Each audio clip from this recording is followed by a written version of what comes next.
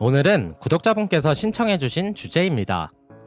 대한민국에는 옛날부터 고래 싸움에 새우 등 터진다는 속담이 있었습니다.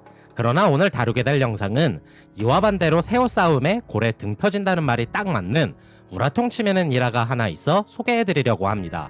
아울러 궁금한 내용이 있는데 찾기 귀찮으니까 너가 잘 만들어서 영상으로 올려줘 라고 생각되시는 주제가 있으시면 언제든지 영상 하단에 댓글 남겨주시길 바랍니다.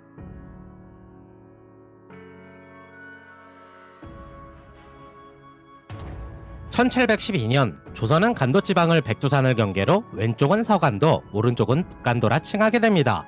그리고 조선과 청나라가 국경을 맞대던 시절 두만강 일대가 워낙 척박하여 농사짓기가 힘들고 식량 공급이 수월하지 않자 백성들은 추운 겨울날 두만강이 얼면 북간도 지방으로 건너가 먹을 것을 구하곤 했습니다.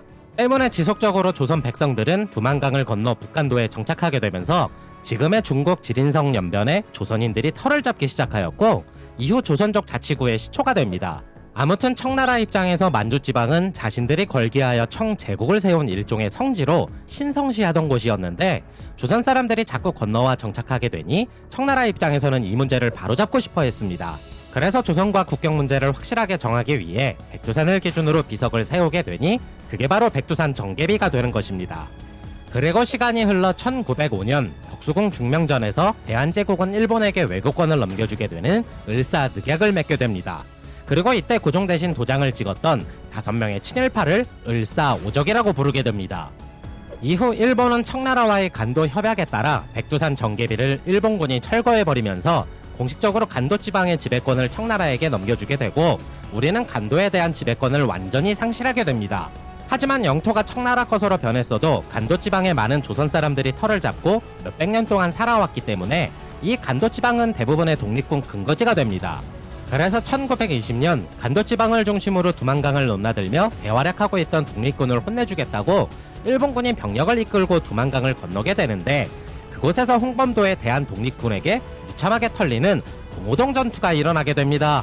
봉오동에서 대패한 뒤로 복수의 칼날을 갈던 일본군은 국경을 넘어 독립군을 소탕하기 위한 명분을 세우기 위해 혼춘 지방의 마적단에게 뇌물을 주며 중국인과 일본인만 골라서 죽여달라고 부탁을 하게 되니 그게 바로 혼춘 사건이라 불리게 됩니다. 그리고 조선인이 죽였다는 명분으로 다시 두만강을 건너 일본 관동군과 함께 독립군을 쳐부수기 위해 전투를 치르게 되는데 일본군 3,000명이 달나라 여행 떠나는 그 전투가 바로 청산리 대첩이었습니다. 결국 진짜 조선인들 어떡하지? 너무 분해. 진짜 다 혼내주고 싶다. 그렇게 일본군은 간도의 조선인들만 족족 찾아내서 약 4,000명을 무자비하게 죽이는 사건이 발생하게 되는데 그게 바로 간도참변, 다른 말로는 경신년에 일어났다고 하여 경신참변이 됩니다.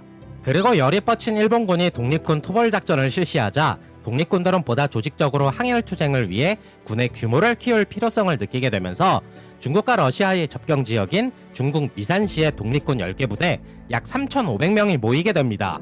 하지만 머릿수만 많을 뿐 부족한 군수물자로 인해 군사지원이 절대적으로 필요했는데 이때 러시아의 공산당인 코민테른이 약소민족의 독립을 지원하겠다는 발표를 하게 되면서 대한독립군단은 러시아 스보보드니 즉 자유시로 이동할 계획을 세우게 됩니다.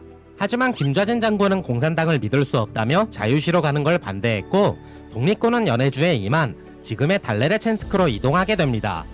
그러나 당시 러시아는 레닌의 볼셰비키 혁명으로 인해 자본주의 이념을 추구하는 백군과 공산주의 이념을 추구하는 적군과의 적백 내전으로 내부적으로 굉장히 어지러운 시기였습니다. 그래서 대한독립군단을 적백 내전에 투입할 요량으로 이들을 계속 불렀던 것이었는데 군사지원이 절실했던 대한독립군단은 이러한 코민테른의 속내를 알면서도 정세 파악을 위해 어쩔 수 없이 자유시로 이동하게 됩니다. 한편 1905년 러일 전쟁에서 패배함에 따라 극동지방의 정세도 많이 불안했었는데 러시아 입장에서는 연해주 지방을 온전하게 다스리면서 일본과 최대한 마찰을 줄이기 위해 고심할 수밖에 없었습니다. 이때 일본은 러시아 공산당의 적군에 대항하는 백군을 지지하며 연해주 지방의 영향력을 확대하려 하였으나 연해주에 거주하던 조선인들은 적군인 공산당을 따르며 일본군에 대항하게 됩니다. 그래서 러시아 적군도 이에 긴밀히 대응하고 연해주 지방의 영향력을 늘리기 위해 괴뢰정부인 극동공화국을 세우게 되니 그 영향력 아래에 있던 연해주 출신 한인 무장단체들 즉 고려공산당도 대한독립군단과 함께 자유시로 들어오게 됩니다. 하지만 이 고려공산당은 연해주에서 활동하던 러시아계 한인 2세들이라 주로 소련 적군의 지원을 받는 상태였으나 공산당을 위해 일하는 극좌파 빨치산으로 소련과 함께 일본군과 싸우기만 했을 뿐 따로 독립군 활동을 하지는 않았었습니다. 아무튼 이 약 2,000명 남짓되는 여러 단체로 구성된 공산당 무장단체는 공산당의 사상과 임시정부의 이념에 따라 두 개의 부대가 가장 대표적이었는데 바로 니콜라이옙스크를 기반으로 상하이 임시정부를 지지하는 바길리아의 이항군대와 이로쿠츠크를 기반으로 연해주 임시정부 대한국민의회를 지지하는 오하묵의 자유대대였습니다. 그런데 5,000명이 넘는 무장단체가 모이다 보니 상하이파와 연해주파 두 세력 간에 누가 대장을 할 것인지 다툼이 일어나게 됩니다. 당시 대한민국 의회는 극동공화국과 협력을 하던 상태라 오하묵의 자유대대는 극동공화국 소속의 군대였고 극동공화국 영토의 자유시에 모든 병력들이 모여 있으니 자신이 사령관이 되려고 했었는데 이항군대를 이끌던 바길리아는 오히려 자신이 사령관이 되고 싶어 이를 거부하게 됩니다. 그리고 극동공화국 한인지부에 자기가 사령관이 될 수 있게 도와달라고 요청하게 되자 오히려 상해파 출신이 다수였던 극동공화국 한인지부의 사람들은 오하묵과 자유대대의 동의 없이 극동공화국 군부와 교섭해 이항군대를 사할린 의용대로 개칭하고 자유시에 집결한 모든 단체들을 통솔할 수 있는 권한을 부여하게 됩니다. 그래서 곧바로 바길리아는 자유대대를 해체함과 동시에 오하묵을 자유시에서 쫓아내게 되었는데 이에 불만을 가진 오하묵이 이르쿠츠크에 있던 코민테른 동양비서부에 이러한 사실을 고함과 동시에 자신을 사령관으로 임명해주기를 요청하자 코민테른도 임시고려 군정회의를 조직해 오하묵을 사령관으로 임명해주게 됩니다. 결국 오하묵은 바길리아에게 건너가 우리가 바로 공산당 코민테른이 인정한 합법적 무력단체이니 물러나라고 권고하게 되고 바길리아가 이를 거부하자 남아있던 사할린 의용대를 무장 해제시키기로 결정하게 됩니다. 1921년 6월 28일 오하묵의 군대가 바길리아의 사할린 의용대를 대대적으로 공격함으로써 이와 함께 같이 있던 대한독립군단도 덩달아 무수히 많은 사상자를 낳게 됩니다. 이 사건에 휘말린 대한독립군단은 와해되었고 김좌진은 극비리에 빠져나와 리산으로 돌아갔으며 극심한 타격을 받은 독립군은 한동안 제대로 된 활동을 하지 못하게 됩니다.